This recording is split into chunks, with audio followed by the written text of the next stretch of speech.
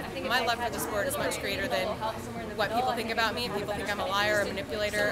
That sucks. I mean, that sucks. But I care more about the sport, the future of the sport, that my son has something to do when he's older that he can believe in. And so I knew it would be ugly. It hurt a lot more than I thought it would, but hey, I'm human, you know? Maybe it's obvious looking at how it transpired, but why do you think it is difficult for athletes to come out and attach their names to There's things? so much fear, and I will get into that next week. There's so much fear, and it's very, very real.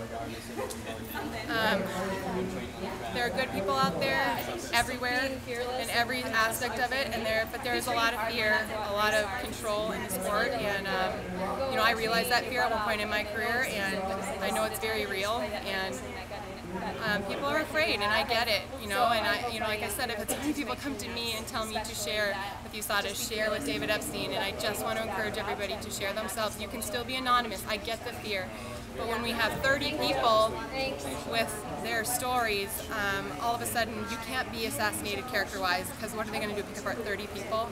That's pretty tough, you know, so I just encourage everybody to come forward and share what they know, and you know, do what's right for the sport and what's bigger than us. This is bigger than us. It's bigger than me. If my career ended tomorrow, I'd still be fighting this fight because I care what happens in the future. U.S. produces the best track and field stars in the country. It is a sport we can all relate to and love, and I want it to stay alive. I feel very passionately about it. Has Alberto tried to reach out to you? Absolutely not.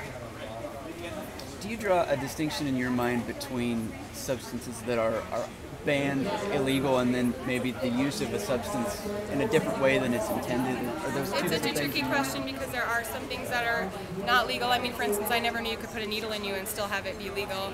I believe we should have a no needles policy, but unfortunately we don't. So I think that there maybe needs to be some reform on what we allow our athletes to do.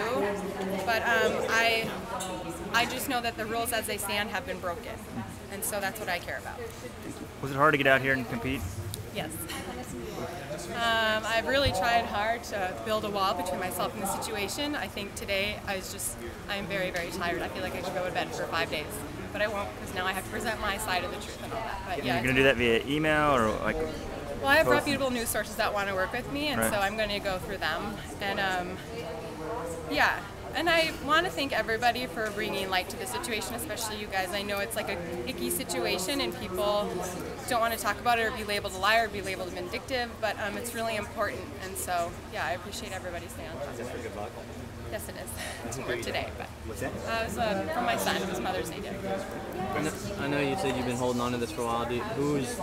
Was there either you or Adam more pushing to come out with this, and for how? Who I shared with my that? family back in 2011. They encouraged me right away, but I was very scared. I had reason to fear losing my contract because I had had a situation earlier, and so I was afraid. Honestly, I saw Lance Armstrong on Oprah, and then after Oprah, Travis Tigert was on, and I told Adam, you get me that guy and I'll talk to him, and 7 days later I was in his office talking to him.